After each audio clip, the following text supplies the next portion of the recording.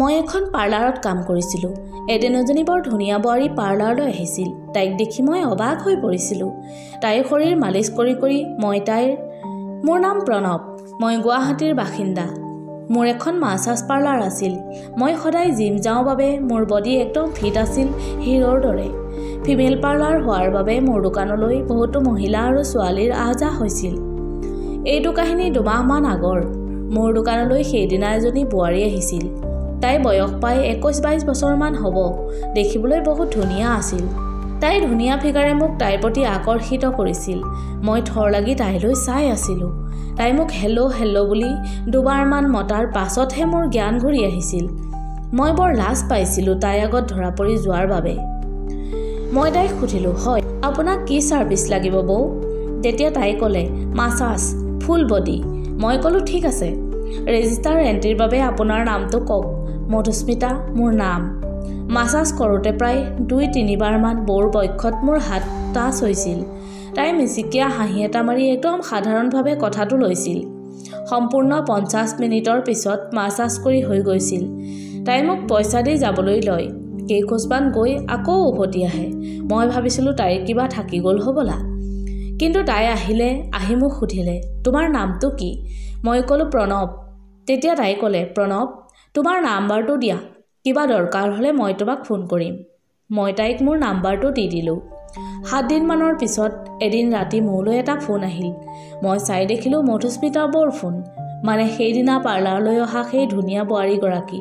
ভাবিলোঁ ইমান ৰাতি ফোন কিয় কৰিছে? মই লৰালৰিকৈ ফোনটো ৰিচিভ কৰোঁ। মই ক'লোঁ হেল্ল'।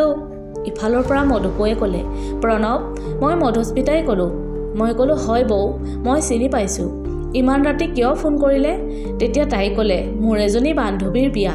তাইক মেকআপ কৰি দিব লাগে। মোৰ বান্ধৱীজনীয়ে যাক বন্দবস্ত কৰিছিল তেওঁৰ এটা এক্সিডেণ্ট হৈছে। গতিকে তুমি সোনকালে আহি তাইক মেকআপটো কৰি দিয়া। মই ক'লোঁ মধুবৌ, মই ৰাতি হোম ছাৰ্ভিচ নিদিওঁ। তেতিয়া তাই ক'লে, প্ৰণৱ প্লিজ আহা, বহুত আৰ্জেণ্ট হয়, সেইবাবে তোমাক মাতিছোঁ। মই ক'লোঁ বৌ মই যাব নোৱাৰোঁ। তাই ক'লে, প্ৰণৱ তোমাৰ যিমান ফিজ হয় মই তাৰ 2 দিম, মাত্ৰ তুমি আহা। ফিজ 2 দিম বুলি ক'লত মই ভাবিলোঁ 1 বা 2 ঘণ্টাহে লাগিব, কি হ'ব নগ'লে, ইমান পইচা দিছে যেতিয়া। মই অলপ সময় চিন্তা কৰি চাই ক'লোঁ, ঠিক আছে বৌ মই যাম, আপুনি এড্ৰেছটো পঠাই দিয়ক। তাই মোলৈ এড্ৰেছটো মেছেজ কৰি পঠায়। অলপ দেৰিৰ পিছত সেই এড্ৰেছত মই গৈ পাওঁগৈ। এখন ৰাজভৱনৰ দৰে আটক ধুনীয়া ঘৰ। মই বেলটো বজাই দিওঁ। মধুস্মিতাই আহি দুৱাৰখন খুলি দিয়ে। আজি বৌক একদম চিনেমাৰ নায়িকাৰ দৰে লাগিছিল। মনোমোহা সৌন্দৰ্য, কেনেও অকণো খুঁত নোহোৱাকৈ ঈশ্বৰে ইমান ধুনীয়াকৈ সৰ্জিছে। মই বৌৰ চেহেৰাৰ পৰা জুচুকু যে নমাব লাগে পাহৰিয়ে গৈছিলোঁ। মোক ক'লে, সোমাই আহা। আমি 2 গৈ চোফাত বহোঁ। মই ক'লোঁ বৌ ক'ত আছে তেওঁ, যাৰ আজি বিয়া, মোক যে মেকআপ কৰিবলৈ কৈছিল? মধুবৌয়ে ক'লে, সেইদিনা যেতিয়া তুমি মোক ফেচিয়েল কৰিছিলা প্ৰথমবাৰ মোৰ বহুত ভাল লাগিছিল। তোমাৰ হাতত যাদু আছে। আজি তুমি সেইদিনাতকৈও ধুনীয়াকৈ মেকআপ কৰি দিবা, যাতে কোনেও কইনাক দেখি একো খুঁত উলিয়াব নোৱাৰে। মই ক'লোঁ, প্ৰথমবাৰ বুলি ক'লে যে? বৌ ইয়াৰ মতলব কি? আপুনি ইয়াৰ আগতে মাছাজ কৰা নাছিল নেকি? তাই ক'লে, কৰিছিলোঁ বহুতবাৰ, কিন্তু প্ৰণৱ তুমি যি মাছাজ দিছিলা তাত বহুত শান্তি আৰু আৰাম পাইছিলোঁ। মই তেতিয়া সুধিলোঁ, এনেকুৱা কিয় অনুভৱ হয় আপোনাৰ? তেতিয়া তাই ক'লে, য'ত মই এতিয়ালৈকে মাছাজ কৰিছিলোঁ তাত ছোৱালীয়ে মাছাজ দিছিল। প্ৰথমবাৰ তোমাৰ দৰে ধুনীয়া ডেকা ল'ৰাই মাছাজ কৰিছিল। মই লক্ষ্য কৰিছিলোঁ মধুস্মিতাৰ চকুত স্পষ্টভাৱে কামভাৱ ফুটি উঠিছিল। মই ক'লোঁ, ধন্যবাদ বৌ। ক'ত আছে আপোনাৰ বান্ধৱী? সোনকালে মাতক, মই ঘৰলৈ যাব লাগে নহয়। তাই ক'লে, আহি আছে ৰ'বা, তাইক খুব ধুনীয়াকৈ সজাবা। তাই অহালৈকে মোৰ লগতেই কথা পাতা, ব'লা ৰুমলৈকে। মই ক'লোঁ, ঠিক আছে বৌ। বৌ সমস্যা এটা হ'ল, মই কাম কৰাৰ সময়ত সদায় গ্ৰাউণ্ড পিন্ধি লওঁ, কিন্তু মোৰ গ্ৰাউণ্ডটো দোকানতহে থাকিল। তেতিয়া তাই ক'লে, কোনো কথা নাই, মোৰ হাজবেণ্ডৰ এটাকে পিন্ধিবা। এই বুলি কৈ বৌয়ে আলমাৰীৰ পৰা এটা গ্ৰাউণ্ড উলিয়াই মোক পিন্ধিবলৈ দিয়ে আৰু তাই কিটচেনলৈ যায়। মই গ্ৰাউণ্ডটো পিন্ধি ল'লোঁ আৰু বৌ অহালৈ অপেক্ষা কৰিব ধৰিলোঁ। মই মনতে ভাবিবলৈ ধৰিলোঁ, যাক সজাবলৈ মাতিছিল তেওঁ ক'ত আছে। তেনেতে বৌ সোমাই আহিল, হাতত 2 কাপ চাহ লৈ। মধুস্মিতাই সেইদিনা ক'লা ৰঙৰ শাৰী এখন পিন্ধি আছিল। ইমান ধুনীয়াকৈ সাজিছিল শাৰীখন, মানুহজনীৰ লগত একদম অপেশ্বৰীৰ দৰে লাগিছিল। মই একান্ত মনে ভৰিৰ পৰা মুখলৈকে তাইক চাবলৈ ধৰিলোঁ। সেই সময়ত মই সকলো পাহৰি গৈছিলোঁ যে মই কি কাম কৰিবলৈ গৈছিলোঁ। মোৰ মনে তাইক পাবৰ বাবে ব্যাকুল হ'ব ধৰিলে। মই যেন সকলো পাহৰি তাইক মোৰ নিজৰ কৰি ল'ম এনে উত্তাৱল হৈ পৰিছিল মোৰ মন। তথাপি মই নিজকে কণ্ট্ৰল কৰি বুজনি দিছিলোঁ, প্ৰণৱ, তই এইবোৰ কি ভাবিছ? এইবোৰ পাপ হয়। মই মধুস্মিতাক ক'লোঁ, বৌ, এইবোৰ কি? এতিয়ালৈকে যাক মেকআপ কৰিবলৈ মাতিছিল অহা নাই যে? তেতিয়া তাই মোৰ কথা আওকাণ কৰি ক'লে, প্ৰণৱ, মই তোমাক যেতিয়া প্ৰথম দেখিছিলোঁ তেতিয়াই ভাল পাই পেলাইছিলোঁ। তোমাক পাব বিচাৰিছিলোঁ।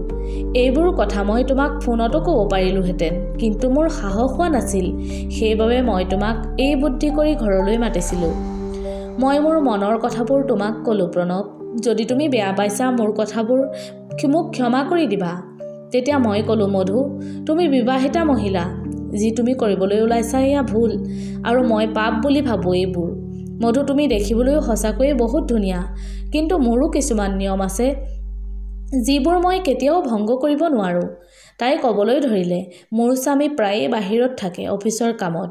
মোৰো কিছুমান ইচ্ছা আকাংক্ষা থাকে যিবোৰ কেৱল স্বামীয়েহে পূৰণ কৰিব পাৰে। সেইবাবে মই তোমাক কৈছিলোঁ, তোমাক প্ৰথম দেখোঁতেই মোৰ ভাল লাগি গৈছিল। ভাবিছিলোঁ মই মোৰ হেৰুৱা ঠিকনা বিচাৰি পাম তোমাৰ মাজত। মই তাইক ক'লোঁ, চোৱা মধু, তোমাক মোৰো বহুত ভাল লাগে। ইনফেক্ট তোমাক ময়ো বহুত ভাল পাওঁ। মধু, তুমি যি বিচাৰা সেয়া ময়ো বিচাৰোঁ, কিন্তু এইদৰে আনক বিশ্বাসঘাত কৰি লাভ কৰা সুখ বহুত ভয়ংকৰ। যদি কোনোবাই গম পায় তেতিয়া তোমাৰো বদনাম হ'ব আৰু মোৰো হ'ব। মই যি ক'ব বিচাৰিছোঁ সেয়া তুমি ভালদৰেই বুজি পাইছা মধুস্মিতা। মোৰ কথা শুনি তাই কান্দিব ধৰিলে আৰু ক'লে, মই কি কৰিম তেতিয়াহ'লে? তুমিয়ে কোৱা প্ৰণৱ। মই জানো এই কথা মই তোমাক সুধিব নালাগে, কিন্তু মোৰ তোমাৰ বাহিৰে বিশ্বাসী আন কোনো নাই। মই ক'লোঁ, মই বুজি পাইছোঁ তোমাৰ অৱস্থাটো। তুমি যদি অবিবাহিতা নহ'লাহেঁতেন তেতিয়া নিশ্চয় মই তোমাক আন কাৰোৰে হ'বলৈ নিদিলোহেঁতেন, কিন্তু তুমি বিবাহিত। এতিয়া মোৰ দ্বাৰা এইবোৰ সম্ভৱ নহয় মধু। তাৰপিছত মই কাপোৰ সলালোঁ আৰু ঘৰলৈ গুচি আহোঁ। তাই মোক নীৰৱে মাথো চাই আছিল। ঘৰলৈ আহি মই শুবলৈ বহুত চেষ্টা কৰোঁ, কিন্তু মোৰ টোপনি নাহিল। গোটেই ৰাতিটো উজাগৰেই পাৰ হ'ল। মধুস্মিতাৰ মুখখনে তাইৰ সেই আকুলতাৰে চোৱা চাৱনিৰে মোক শান্তিৰে শুবলৈ দিয়া নাছিল। বাৰে বাৰে মোৰ তাইলৈ মনত পৰি আছিল। ৰাতিপুৱা 8 বজাত আনদিনা যোৱাৰ দৰেই মই মোৰ দোকানলৈ যাওঁ। মই মোৰ কামত ব্যস্ত হৈ পৰোঁ।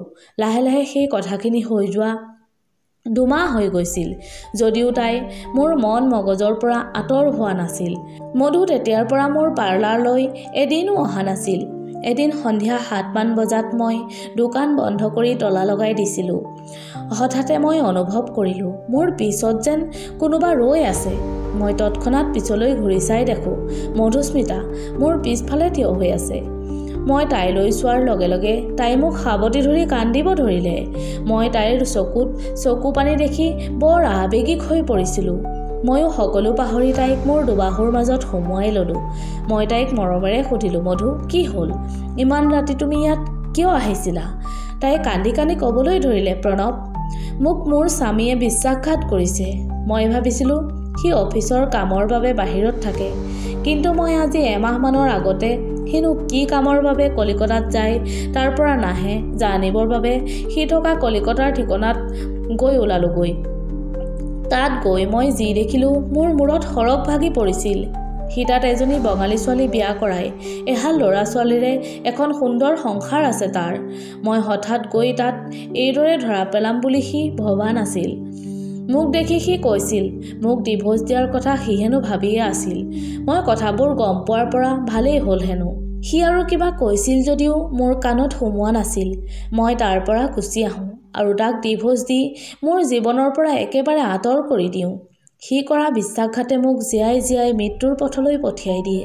প্ৰণৱ, মোৰ আপোন বুলিবলৈ কোনো নাই। মই অনাথ আশ্ৰম এখনৰ লগত কথা পাতিছিলোঁ। আশ্ৰমখন চোৱা চিতা কৰিবৰ বাবে চাকৰি এটা পাইছোঁ। আশ্ৰমতে নিজকে নিয়োগ কৰি জীৱনটো পাৰ কৰিম। মই কাইলৈ ৰাতিপুৱাই যামগৈ। যোৱাৰ আগতে ভাবিলোঁ তোমাক মাত এষাৰ দি যাওঁ। সেইবাবে তোমাৰ ওচৰলৈ আহিলোঁ। মই আচলতে মানুহজনী চৰিত্ৰহীনা নহয়, সৰুৰে পৰাই মৰম আকলোৱা। সৰুতে মা দেউতাক হেৰুৱাই পিতৃ মাতৃৰ মৰমৰ বাবে হাহাকাৰ কৰি আছিলোঁ। যেতিয়া ডাঙৰ হ'লোঁ সি মোক বিয়া কৰাই আনিছিল ঠিকেই মোৰ সুন্দৰতা দেখি, কিন্তু মই সদায়ে স্বামীৰ মৰমৰ পৰা অৱহেলিত আছিলোঁ। সেইদিনা নাজানো মোৰ কি হৈছিল, তোমাৰ চকুত মোৰ বাবে যেন মৰম আছে মই এনে অনুভৱ কৰিছিলোঁ আৰু সেইবাবেই তোমাক মই সেইদৰে কৈছিলোঁ। মোক পাৰা যদি ক্ষমা কৰি দিবা প্ৰণৱ। তাইৰ কথাবোৰ শুনি মোৰ দুগালেৰে চকুলো বৈ আহিছিল। কিয় জানো তাই আঁতৰি যাব বুলি শুনি মই সহ্য কৰিব পৰা নাছিলোঁ। মই তাইক ক'লোঁ, মধু মোৰ বাবে ৰৈ যোৱা, তোমাৰ অবিহনে মই জীয়াই থাকিব নোৱাৰোঁ। যোৱা 2 মাহ ধৰি মই এক মুহূৰ্তৰ বাবেও তোমাক পাহৰিব পৰা নাই। যদিও নিজকে বুজনি দি ৰাখিছিলোঁ তুমি বিবাহিতা বুলি, এতিয়া যেতিয়া সেই বন্ধন নাই তোমাক মই নিজৰ কৰি ল'ম মধু, তুমি না নকৰিবা। দুখৰ পিছত সুখ আহে আৰু সেই সুখ সদায় দীৰ্ঘায়ু হয়। প্ৰণৱে ওচৰৰে মন্দিৰ এটাত তাইক বিয়া পাতি লয়। আচলতে প্ৰেমত যদি পবিত্ৰতা থাকে ঈশ্বৰেও মিলাই দিয়ে। আজি সিহঁতৰ বিয়াৰ 4 বছৰ হৈ গ'ল। এজনী মৰম লগা কন্যা সন্তানেৰে দুয়োৰে এখন সুখৰ সংসাৰ এতিয়া।